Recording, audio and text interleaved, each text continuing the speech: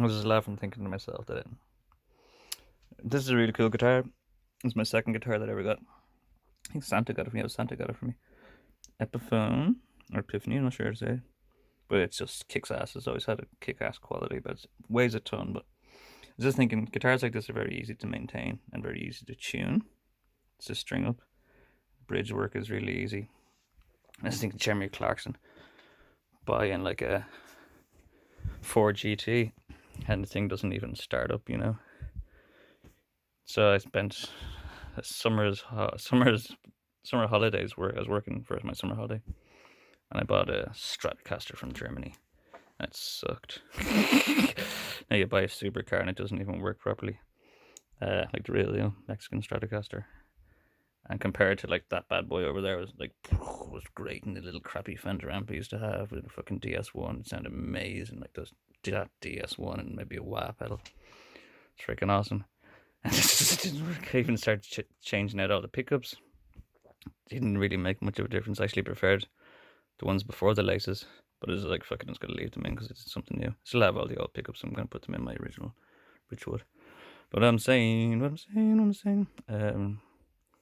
yeah, I'm restringing, and I'm gonna show you a little trick about maintaining one of these because these things are. The trick anyway to make one of these sound good, I was thinking like a horsey. See, it's got like a horse's head, and it's like, yeah, the horse's legs up in the air. Yeah, but you need to buy yourself a preamp and a nice big juicy compressor. There's a compressor there, and that's a preamp. And I have a pointless other compressor preamp at the end just because I want to use it, but it sounds perfectly fine without it. To be honest, actually, kind of sounds clearer and nicer. But I just want to use it. I love it. So again, another thing that I always wanted. Anyway, so like I said, on that guitar there, the bridge is very easy to work with.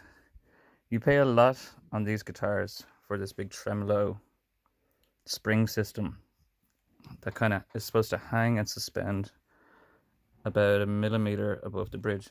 Some people tighten it down all the way, and if you just tighten it down all the way, there's no point to having is that focused in there? There's no point in having one of these fancy spring systems. It's supposed to be raised up and balanced so the whole thing sings. It's like it's got a chime about it.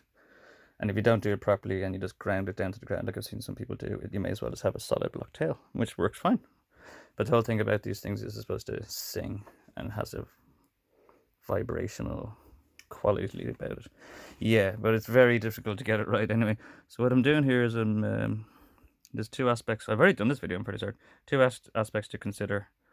The distance here, which is supposed to be like hatched here, like in hatched here. Doesn't look right. See the way I put this thing in the way? I'm so clever. And I can't really get in there. Oh, I'm so clever. Damn you, Darcy. Yeah, so anyway, here's one trick anyway. So I just did the G string. Sounds kind of okay. But you'll notice, right? Blurry. There we go. These heights go across here.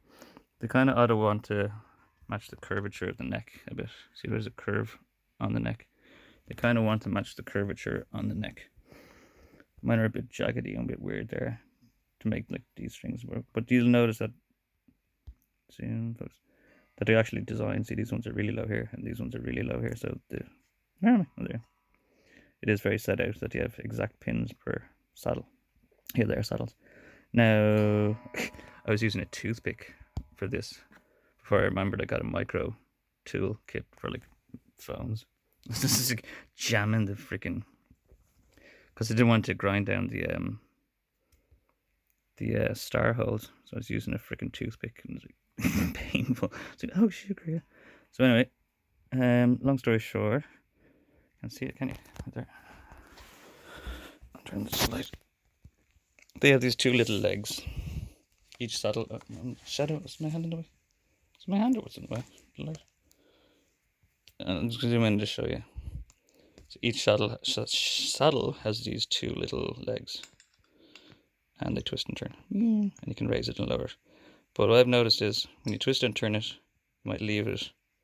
See, it's like a cylinder. If you leave that any way that isn't completely flat and grounded, you're going to get this nasal tone. So it sounds good there, but see if we mess it up a bit. See, there's a nasal tone about it. If it's jagged and messed up. And when it's nice and square, and you got what you have to do is have some sort of padding or something, or something. Well, this is an old, it's a 50s design, so like these things aren't even made. They don't make them like this. Like this was made new, but see the way it twists, and it's like sometimes it's off to the side there. It has a nasal, and it's not the fact that it's crooked. It's just the fact that those pins aren't properly grounded. So when they're nice and flushed and grounded, maybe not there, but that feels good and flat there. Bit more kind of grounded, and it makes a massive difference. That's what I'm saying. Twist it maybe to get it there. Maybe that's nice. It feels good. Not so nasally. I need to tighten it a bit so you can hear it.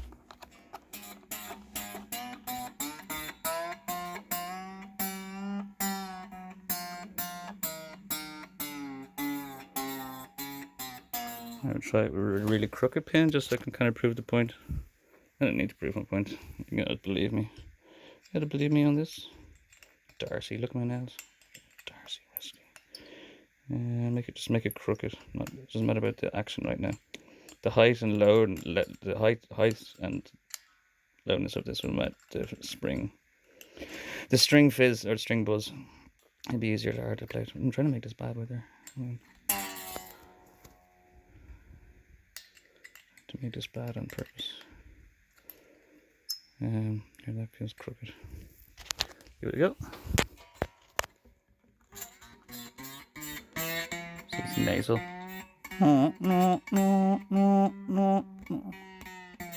Right. When you lock them all in nice and flush, it does make a massive difference. It's just one of these things. Why did you buy a supercar when it takes so much fucking maintenance to keep it going? But yeah, that's just one of the tricks for setting out a saddle on a Strat. In case you were like me and spent a lot of money on these things and they sounded kind of crap. These distances are supposed to be just like slightly here and slightly here because these strings get thinner. These three, there's no one there, get slightly thinner. So that's why those ones are a bit hatched, a tiny bit hatched. These ones are supposed to be tiny, but I see a lot of things in it were like fucking hatched and hatched. But yeah, that's setting up a bridge. Also, I suppose when I'm here, when you're cutting the string, I'm sorry, it's a new job that's going to settle in better. You cut it to about 3 ahead. So was it 1, 2, 3? Is it? 1, 2, 3. Yeah, you cut it to about there. So, and it may be a little bit more. So then you need to cut these strings, and you need to take a guess. So just whenever you're cutting a Strat string, I always cut it to, was it 1, 2, 3? There, 3 ahead, and that's usually the wind. So then, is it 1, 2? Yeah, 3. Usually about there. You can't go wrong when you put too much extra on, but if you put too much little on, you get this problem that I did here on the A string. I've only got 2 winds on my A string. 3. You want at least 3. And the E string's new, so it's going to settle into NYXLs. No paid endorsement. That's a nice G and B string. See, they work well. D string, little crap. Actually, they all look kind of messy. Yeah, the bone, if I can notice, also slowly being sawed through. Because if you're thinking every time you tighten and loosen a string, it's technically sawing down through your nut. So that's why I've got all these dents. They won't make a difference, will they? No, they won't make much of a difference of a semitone or tone. Yeah, these ones are pretty bad down here. Alright, rocking around. Let's do some tips on silly. I like them. I prefer these bridges than the bullet bridges. But yeah, but when you get it tightened up anyway, you want it to make sure that it lifts off about 1 millimeter. You just want to make sure it's not completely flushed onto the ground like that. You need to lift a bit so the whole thing can sing. Only about 1 millimeter, so you can have just about a half a tone bend up, or maybe even a full tone bend if you want to. The more it bends forward, the higher your action will be. So it's not a bad thing. It's looking great, and it'll shine. You give some nice wax polish. Damn you, Darcy. Damn you, Darcy. Fuck you, Corgan. Fuck you, Corgan. All right, peace out.